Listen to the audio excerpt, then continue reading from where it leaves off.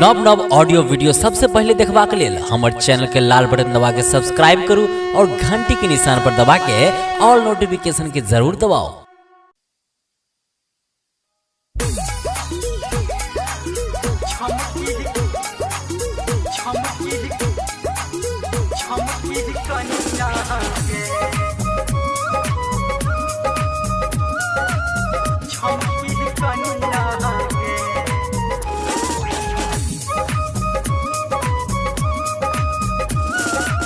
माँ Gayatri recording studio.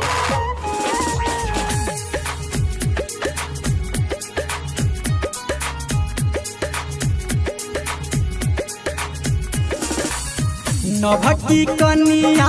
गे मैं सुन नभकी कनिया गे नभकी कनिया गे मैं सुन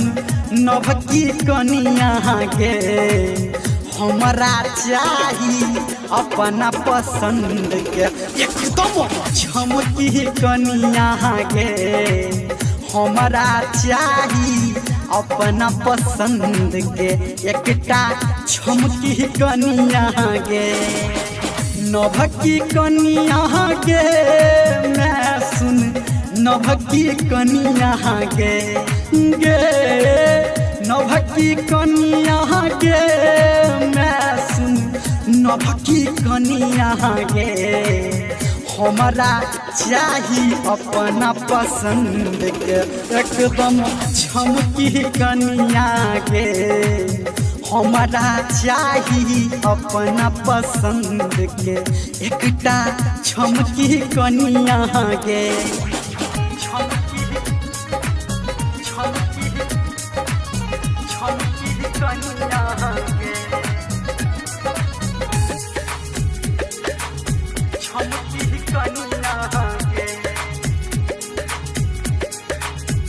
नहीं चाही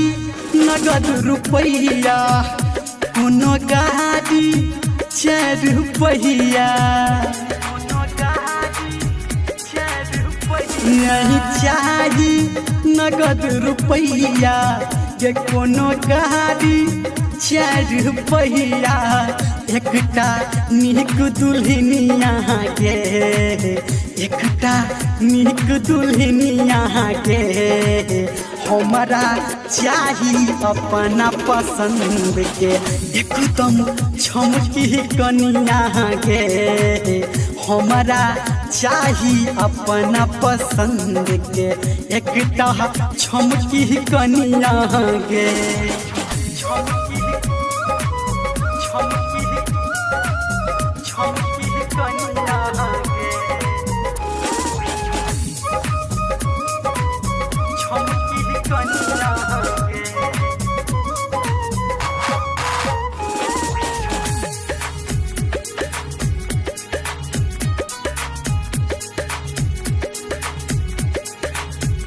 बाबू जे लोभ के करतो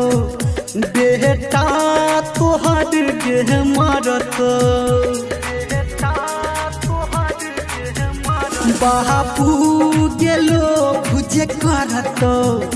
बेटा तोहर के मारतो तोरा कहनी रमलिया गे मैं सुन कहनी रमलिया गे हमरा चाही अपना पसंद के एकदम झमकी कनिया गे हमरा चाही अपना पसंद के एकटा झमकी कनिया गे।